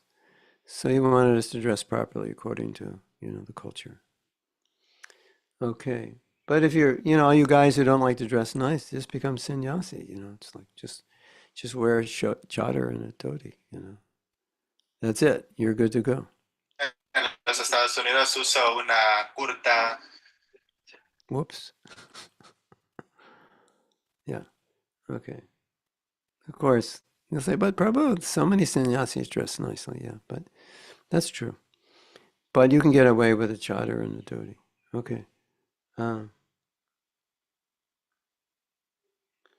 Did Prabhupada say anything more about tilak? Yeah, he did. He said something interesting. I don't know. He said, you can dress any way you want, but you need to wear tilak and sika. Well, so there's old pictures of devotees traveling with Prabhupada, suit and tie, and tilak, shaved head, and sika. Late 60s. It's like, But you can put tilak on with water also, if you need to have invisible tilak. You chant the mantra Om Keshavaya Namaha with water and put it on, if you need to. I don't know. Oh, these are discussions that I think can go on forever. But one interesting thing that's happening nowadays, which is just good for brahmacharis, is that being a monk is kind of cool. So if you're a monk, it's expected you'll have some tilak or something on your forehead, right? And so that's becoming popular. So a lot of popular monks are, and Gopal has like tilak. I don't know. I have to learn from him how to put tilak on like that. It's like perfect, I can't do it. I think maybe you have to have darker skin for it to like show up so much. Gaur Gopal is like super popular, not only in India, but also in the West. And he has nice tilak and a shaved head. So you can't say that, if I have a shaved head and tilak, I can't be successful. Yeah, well, look at Gaur Gopal. And others, there are others. Maybe not as successful as he, but some of his other godbrothers are quite popular. You might say, yeah, well, that's in India. Yeah, but even outside, they just acknowledge, well, you're a monk. That's how you dress. We accept that. So it's a little easier, isn't it? Anyway, something to consider. Uh, I'm going to tell that one to Chandrasekhar. Chandrasekhar Prabhu, I just heard you can't go back to Godhead if you don't wear dhoti kurta. Whoa. And we'll make a video and say, I want you to respond to this. And he's going to be, oh, somebody said that. It's going to be the heaviest video he ever made.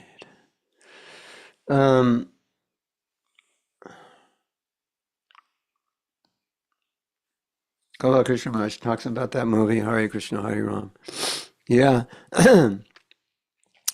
So Gopal Krishna Maharaj said, you know, Prabhupada, they made this movie, Hare Krishna, Hare Ram, and it shows devotees like, you know, like hippies and smoking marijuana and that.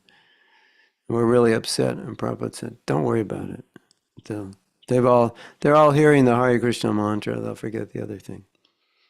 And then he says I think it was maybe you know, Sudharma. He was doing an initiation and he initiated someone and said, how did you hear about Krishna? And he said, from that movie, Hare Krishna, Hare Ram, I heard the Maha Mantra and I couldn't stop chanting it, you know. I've been chanting it ever since. That was exactly what Prabhupada said. Hare Krishna, Hare Ram. Yeah. You know, Prabhupada said that a lot. You know, you hear the Maha Mantra.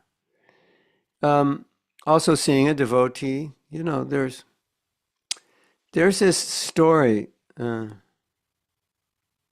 Wow, Will Smith had Tilak. Wow, things are changing. Is Will Smith like the George Harrison of 2025 or something? Sort of, maybe, I don't know. Yeah, his daughter Willow, yeah. Yeah. Forgot what I was saying. You know, like we heard in that story about book distribution, when Prabhupada was told book distribution would decrease if we didn't wear Western dress. And he said, wear Western dress. And Prabhupada knew when we wear Western dress, we're not wearing tilak. So it's really a question of what is best for every situation. Well, that's the way I think, you know. I think a lot of times when I'm traveling and we're doing programs, I'll ask the devotees, what is the proper dress for this occasion, for this program? Because some programs, they've never had devotees there wearing dhoti, kurta. So they'll say, better you just wear regular dress. Or sometimes they'll say, well, it's okay for you. None of us will wear, but in your position, you know, it's expected you may dress this way. So you don't want people to feel uncomfortable. If you're a sannyasi, generally you're not going to compromise your dress. But still, Prabhupada's concern ultimately was, well, what will spread Krishna consciousness? And, you know, when devotees, Prabhupada sent 2 sannyasis to go to China, and they didn't go, and they said, well, Prabhupada, this, that, and we have to compromise our dress and grow hair and wear suits. And they were sannyasis, and Prabhupada said, better not to do it. At least at one point, he felt it was, for sannyasi, you can compromise, but not too much.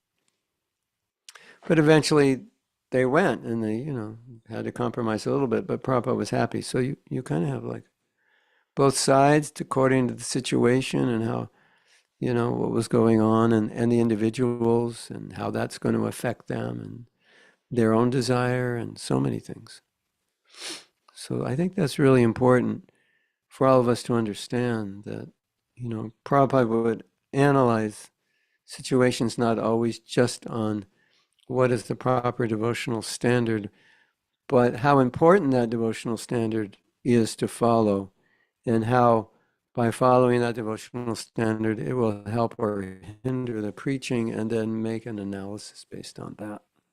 And that analysis will vary according to the situation and according to the individual. And what Prabhupada thinks the individual needs. And it also varies on, of course, what, well, I've gone over time. It also varies on what Prabhupada might perceive as a particular problem in that situation. So, let's say, for example, a sannyasi has to go somewhere and wear a suit, grow his hair, and so forth. Prabhupada might say, well, if that's what you have to do, do it. Don't be attached, because helping people is more important than whether you have a shaved head or not, or whether you have to wear a suit or a dhoti. So that could be one answer. In another situation, if Prabhupada thought, well, this sannyasi, he just wants to grow his hair and wear Western dress. He doesn't really like, the standard dress of sannyasi, then Prabhupada might say, well, better you don't go. Just stay and, keep as you are. Maybe. I'm not saying he would, but when you sometimes see contradictions in Prabhupada's instructions, it's often because of the individual and the situation, or something that Prabhupada is concerned about with the individual. And we have a story, you maybe have heard the story, it's really amazing. And this story shows how much Prabhupada wanted to preach in the communist countries. For Prabhupada to preach in communist countries was like on the chart of ecstasy, it was off the chart. It was like, when he thought of, they called it the Iron Curtain. There's all these communist countries that are now not communist. The West called it the Iron Curtain. Behind the Iron Curtain, it's all, East Germany and like Poland and Lithuania, Estonia, and I guess Czechoslovakia also, all those countries were communist, yeah. And then, of course, Russia. And so if someone was going to preach there, Prabhupada was like, yes. It was like, gave Prabhupada so much enthusiasm and energy. And then, as you may know the story, then Harikesh Prabhu said, Prabhupada, I don't think there's anything to eat in those communist countries. We will have to eat meat. Of course, not cow meat, but, maybe fish or chicken or whatever. There's nothing to eat. How are we going to live? And Prabhupada said, then eat meat, which was like total shock, obviously, to everybody. And so Harikesh was thinking, how can you maintain your Krishna consciousness eating meat? That's going to like destroy you. I mean, that's what we learn from our philosophy, right? And you can't offer it. Who are you going to offer it to? Kali Prasadam or something, Then you're not even eating, you're eating meat and you're not eating prasadam. Like, so Harikesh said, what about my consciousness, Prabhupada? Thinking, that's like if you had to go somewhere and to talk to the prince of that country, you have to smoke a hookah pipe with hashish in it. It's like, well, how can I do that? Go do it. We need to make that person a devotee, Of course, for that you might say, okay, sounds good to me, but it's like, it's awkward. So Prabhupada said, damn your consciousness. It's like if we can preach in the communist countries, and if this is all we have to do is eat meat, that's not a big sacrifice. Make a sacrifice and do it. So every situation was unique. And I'm not sure if Prabhupada really thought he'd have to eat meat, but he made a point. He made a very good point, that you may have, there are millions of millions, I don't know how many hundreds of millions of people we haven't reached yet. And if you can go reach them, it's like Krishna will let you eat the meat, for that service. So Prabhupada could make those distinctions, and that's why he said that. And that's why you'll see different instructions to different devotees, which are somewhat contradictory. So understanding that now, you can, in your own life, and if you instruct others, you can take into consideration all these things. Take into consideration the value of the instruction in terms of spreading Krishna consciousness, and you also take into consideration how it will affect the individual devotee who's doing it. Because maybe it's going to not be healthy for the devotee. And Prabhupada say, no, don't do it. But for another devotee who could do it, he said, go do it. Like that. Okay. Mm.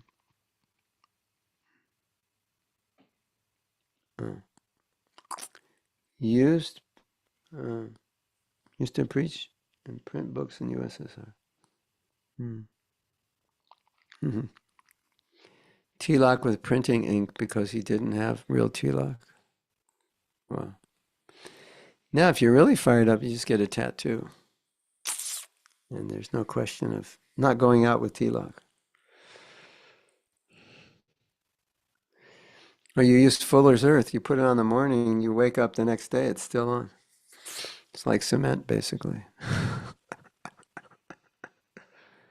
Yeah, Hare Krishna. In those early days, we thought, this is our dress, so just like, why would we be embarrassed to wear it? But we have to think about how other people perceive us, how they see us. If you dress in a certain way, you may be representative of a certain way of thinking, and it may not be the way you want to represent.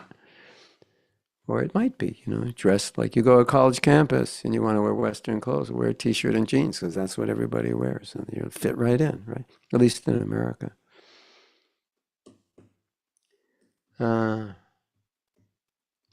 Okay.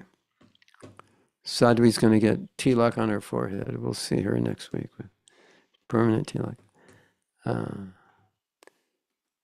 I don't think so, Sadhvi. You can just use regular tilak. And everyone will see her and they'll say, who told you to do this? And she'll say, Mahatma Prabhu told me to do this. And I'll get 1,000,000 letters. What did you tell her to put? I didn't tell her to put tilak on. She decided. I was just joking. She took it seriously. Hare Krishna. Nitai go Premanandi. All right. Did we learn anything today? Or we just laughed?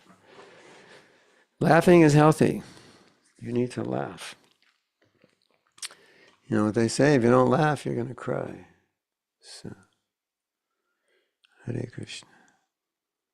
Anything else? Okay.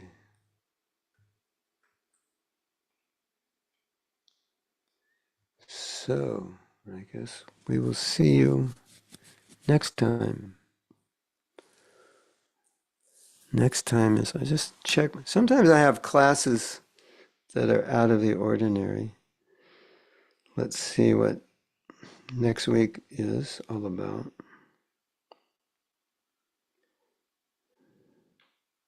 Hmm.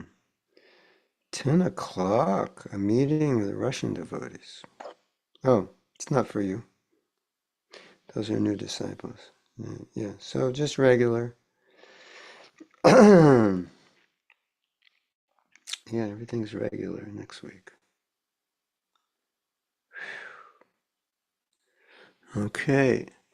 Next, not this Wednesday, next Wednesday is an amazing day for me. Is it Wednesday? I think it's Tuesday. I'm going to tell you what happens next Wednesday. No, it's Monday. Not this coming Monday, but the next Monday. In America, when you go through security, you have to take your shoes off. Did you know that? You can't wear shoes through security. Well, if you're American, obviously you know that. But in other countries, you don't have. I think very few countries you have to take your shoes off. But in America, you have to take your shoes off. But starting next Monday, I don't have to take my shoes off anymore. Because when you hit 75, And I'm going to go, I know what's going to happen. I'm going to say, I'm 75. I don't need my shoes. And I go, no, you're not. You're not 70. I tried it last week. I said, when I'm 75, do I have to wear shoes? And they said, no. But then they said, but you got a long time to wait. I said, no, it's just a couple of weeks. Like, oh, no way. So anyway, we'll see. That'll be the highlight of turning 75. I can keep my shoes on, and maybe they'll put me through. I don't know what. Okay. Hare Krishna to all of you. Srila Prabhupada ki jai, Go Premanandi, Hari Hari Bol.